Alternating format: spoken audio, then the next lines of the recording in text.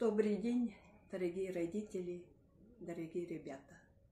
Сегодня мы с вами поговорим о Конвенции о правах ребенка. Мы вспомним сегодня Конвенцию.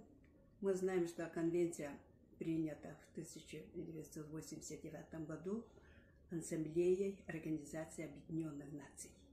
И наше государство подписало эту конвенцию. И давайте мы вспомним основные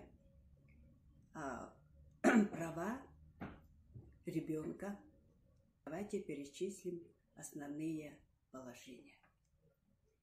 Каждый ребенок имеет неотъемлемое право на жизнь, и государство обеспечивает в максимально возможной степени выживание и здоровье развития ребенка. Дети имеют право свободно выражать свое мнение. Родители несут основную ответственность за воспитание ребенка. Государство должно оказывать им помощь и развивать сеть детских учреждений. Государство должно обеспечивать защиту детей от нанесения им физического или психического ущерба. Ребенок имеет право на образование. Государство уважает право ребенка на свободу мысли, совести и религии.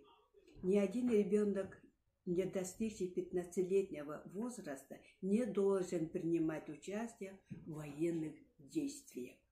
Ни один ребенок не может быть объектом произвольного или незаконного вмешательства в осуществление его права на личную жизнь, семейную жизнь, неприкосновенность жилища или тайну корреспонденции, или незаконного посягательства на его честь и репутацию.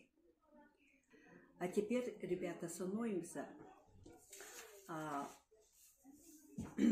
основных правил поведения, которые, значит, регулируются у нас законом Российской Федерации в Семейном кодексе. Первые, давайте, правила для юношей и девушек. Первое. Уважай право родителей на личную жизнь.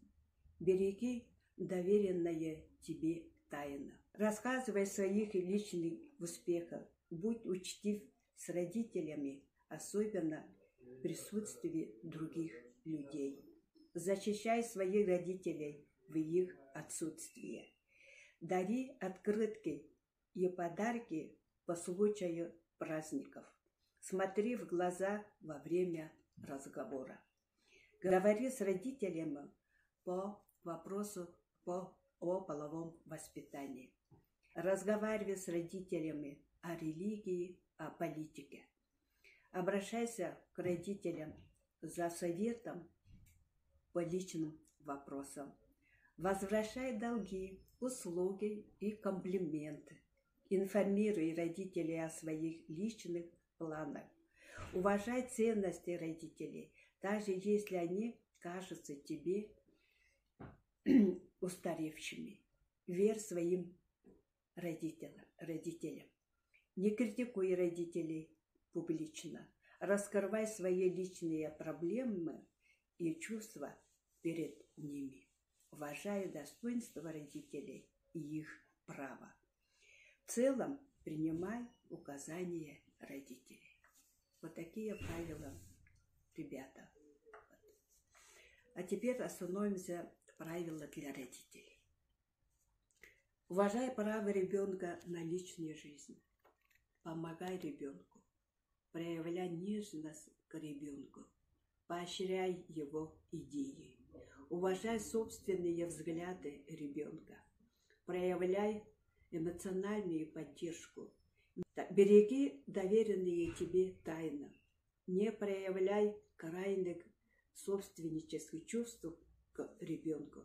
Рассказывай ему о твоих личных успехах. Отнесись к ребенку как к ответственному человеку. Смотри ему в глаза во время разговора. Обращайся к ребенку по имени. Дари ему подарки на праздники. Защищай ребенка его отсутствие. Говори с ним о половом воспитании. Разговаривай с ним о религии, о политике. Следи за правилами уместного поведения и учи им. Уважай достоинство ребенка. Не будь критичным к друзьям, которых выбрал ребенок. Вот, дорогие родители, вот такие правила поведения, значит, по отношению к своим детям. Благодарю за внимание. До свидания.